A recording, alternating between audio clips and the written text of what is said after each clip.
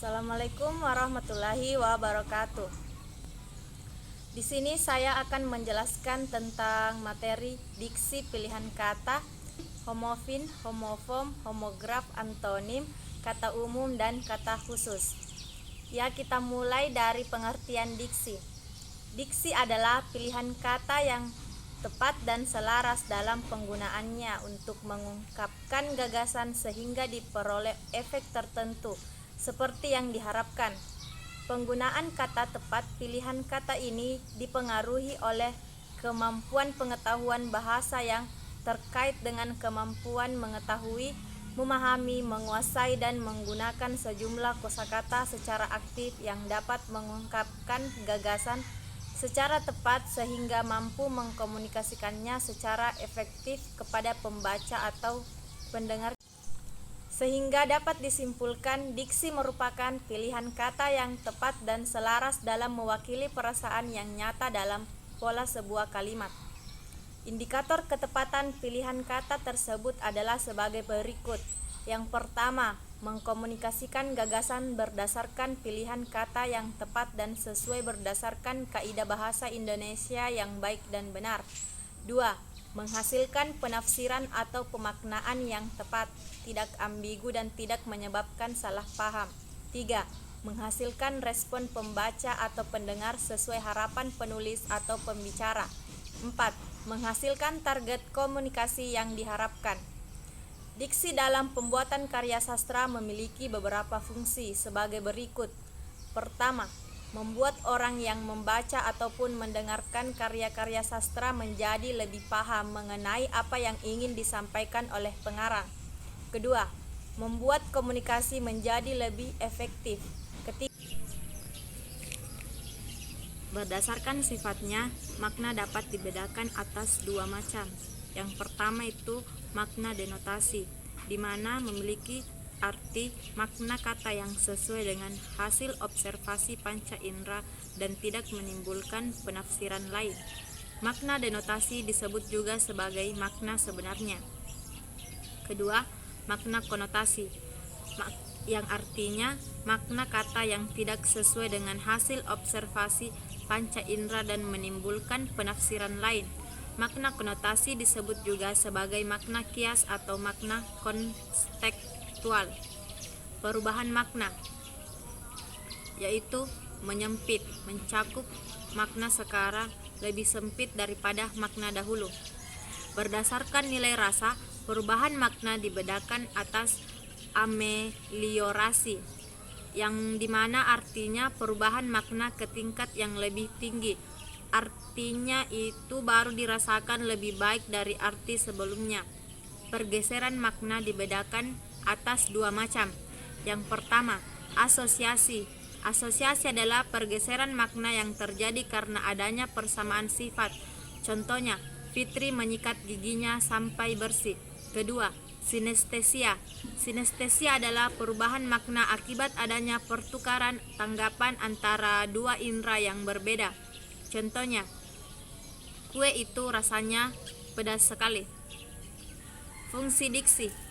Diksi dalam pembuatan karya sastra memiliki beberapa fungsi sebagai berikut. Pertama, membuat orang yang membaca ataupun mendengarkan karya sastra menjadi lebih paham mengenai apa yang ingin disampaikan oleh pengarang. Kedua, membuat komunikasi menjadi lebih efektif.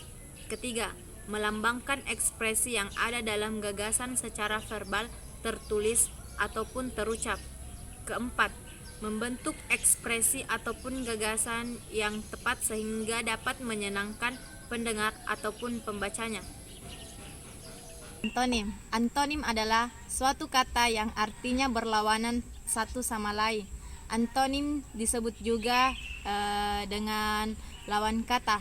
Contohnya, keras, antonimnya lembek, naik, antonimnya turun.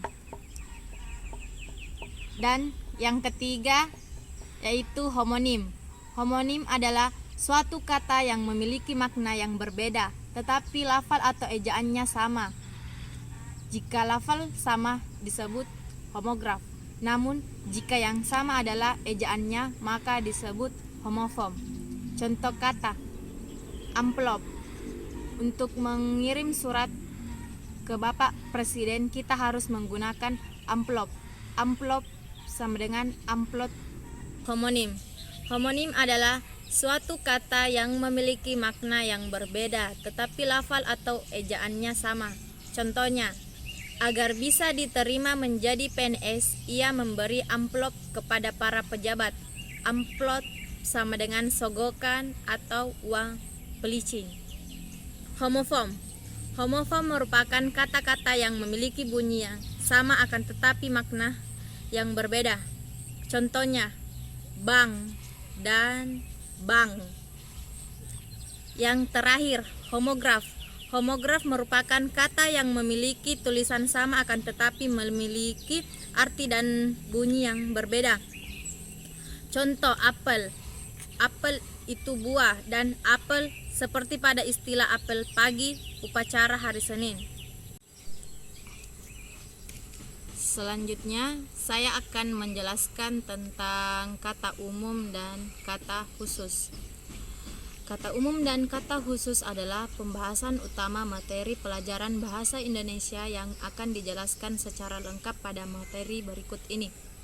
Adapun penjelasannya, yang pertama, kata umum. Kata umum adalah sebuah kata yang mempunyai ruang lingkup yang luas. Makna kata umum sifatnya luas, yang mana kata-kata tersebut masih dapat diperincikan atau dijabarkan menjadi lebih khusus dan menjadi lebih sederhana, sehingga dapat disimpulkan bahwa definisi kata umum adalah kata yang di dalamnya mengandung makna yang masih bisa untuk dijabarkan. Kedua, kata khusus. Kata khusus adalah sebuah kata yang mempunyai ruang lingkup yang terbatas. Makna sifatnya sempit, yang mana kata-kata tersebut sudah tidak dapat diperincikan atau dijabarkan lagi, sehingga dapat disimpulkan bahwa kata khusus adalah kata-kata yang tidak dapat untuk dijabarkan lagi. Akan memberikan contoh kata umum dan kata khusus. Yang pertama itu kata umum. Contoh kalimat, Fitri membawa barang-barang kesayangannya saat camping. Dan contoh kata khusus, Dona menjinjing pakaian yang telah ia beli dari mall. Berdasarkan dua contoh kalimat seperti yang tertera di atas, maka diketahui bahwa pada kata membawa mengandung kata umum, dan kemudian pada kata menjinjing mengandung kata khusus. Kedua kata tersebut, yakni membawa dan menjinjing, mempunyai arti dan kegiatan yang sama. Perbedaan hanya terletak pada sifat dari kedua kata tersebut. Jadi, jika diperincikan dan dijabarkan secara lebih mendalam, kata membawa belum bisa memberikan dan menjelaskan gambaran yang jelas dan tepat. Kata membawa dapat diartikan menjadi banyak makna, seperti membawa menggunakan mobil, menggunakan motor, ataupun menggunakan sepeda. Akan tetapi, pada kata menjinjing sudah dapat memberikan dan menjelaskan gambaran yang sesuai dan tepat mengenai apa yang dilakukan. Kata menjinjing diartikan menjadi membawa sesuatu yang ada di dalam sebuah tempat dan menggunakan satu tangan serta letaknya di samping sebelah kiri atau sebelah kanan. Ya, selanjutnya saya akan merincikan lebih mendetail bagaimana perbedaan kata umum dan kata khusus. Kata umum contohnya itu mencakup buah-buahan, dan kata khusus itu seperti apel, jeruk, nanas, anggur. Contoh lainnya, kata khusus itu hewan ternak, dan kata umumnya itu ayam, bebek, itik. Berdasarkan contoh perbedaan kata umum dan kata khusus yang telah saya jelaskan, maka nampak jelas bahwa pada kata khusus lebih dapat menjelaskan kata yang lebih rinci, dan khusus juga berasal dari penjabaran dari kata umum. Demikian, kata umum dan kata khusus memiliki makna yang sama akan tetapi sifat keduanya yang berbeda, di mana kata umum yang sifatnya luas, sedangkan kata khusus sifatnya yang lebih terperinci. Kesimpulannya, kreativitas dalam memilih kata merupakan kunci utama pengarang dalam menulis gagasan atau ungkapan. Penggagasan dalam pengelolaan kata juga merupakan kunci utama dalam menghasilkan tulisan yang indah, dapat dibaca, serta ide yang ingin disampaikan penulis dapat dipahami dengan baik. Kata yang tepat akan membantu seseorang mengungkapkan dengan tepat apa yang ingin disampaikan dengan baik secara lisan maupun dengan tulisan. Pemilihan kata juga harus sesuai dengan situasi, kondisi, dan tempat penggunaan kata-kata itu.